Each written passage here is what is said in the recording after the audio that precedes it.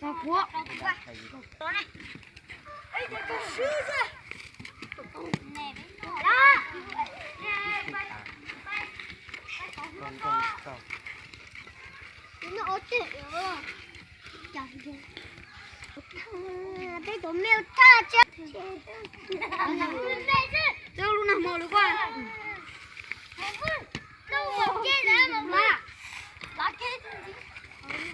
Nó gì vậy? Cắt đâu tới. Tới chúng nó lên thôi. Đâu? Lấy cái táo nặng táo quay.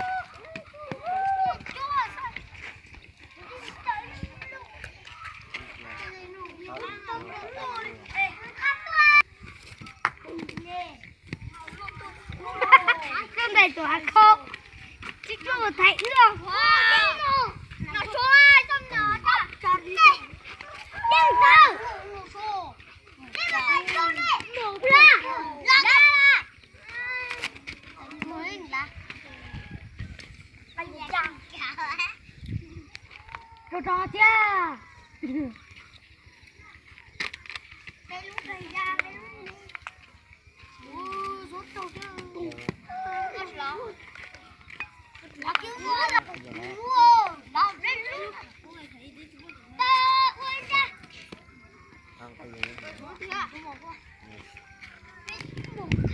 Chút nha.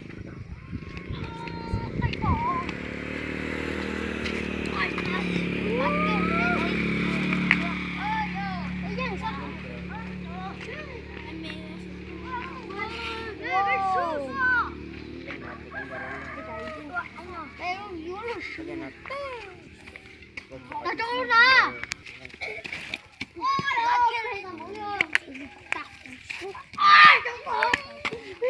Thấy luôn là cút. Nó thấy chưa?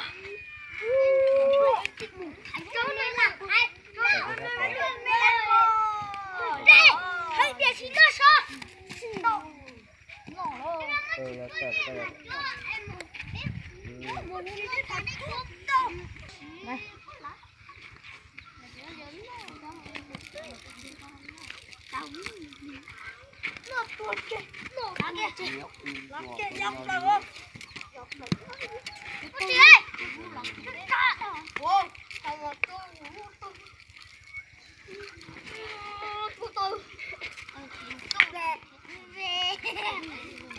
Cái gì đâu chỉ có đâu phải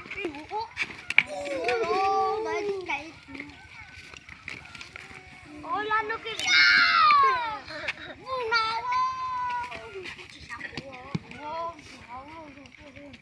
lá kia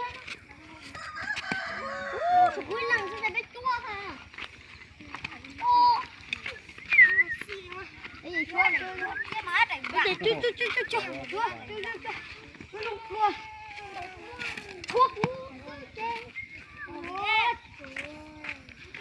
cái chua gì ba chua gì nồi à ôi trâu chỉ cái nồi kia ôi ya đúng rồi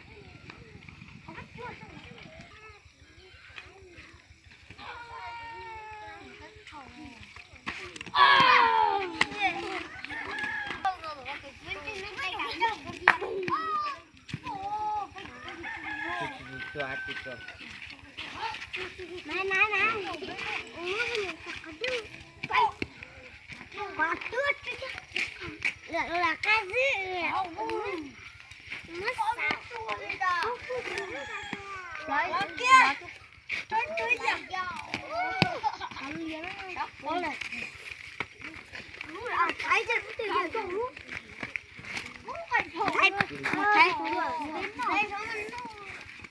Một hột thì ra sức thuốc này.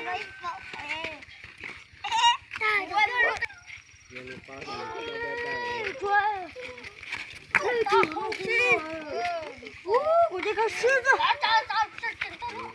Wow, trông thấy không? Wow. Thấy con thấy. Mau.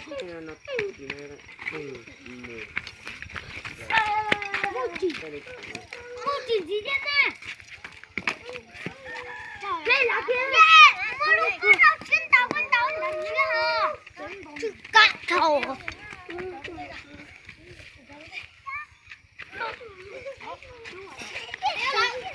Cái túi.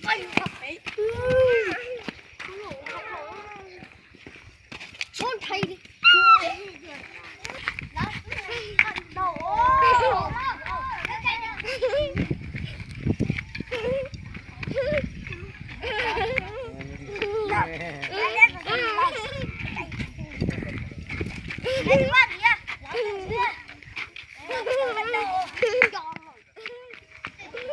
Chọc kia nó Một thái. Một thái.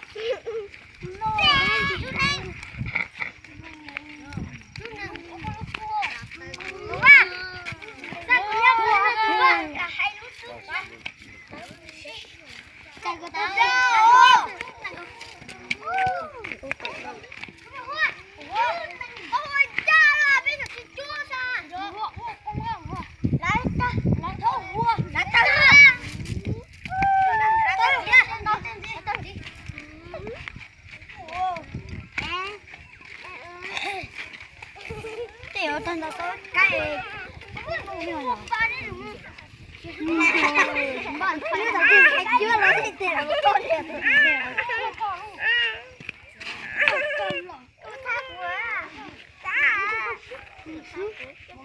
Lâu Một tập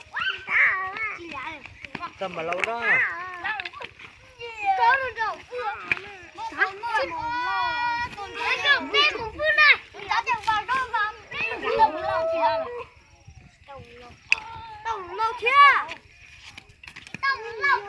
Lâu ư chi sẵn. Một lâu in kích. Và tôi sẽ lên chưa? Nếu không có mấy chi. Và tôi sẽ đi. Đó là khi cơ. Nếu chỉ thân đồng lâu ra. Là cái thùng gì? Là cái thùng gì thì là.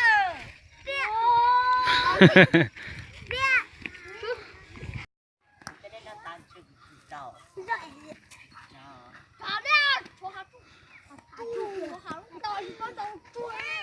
Anh lên lên tên mù. Tụi con.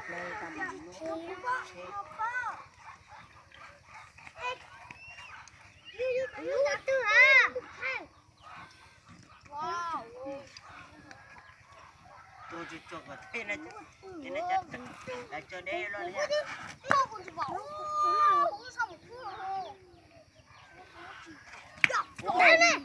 đấy à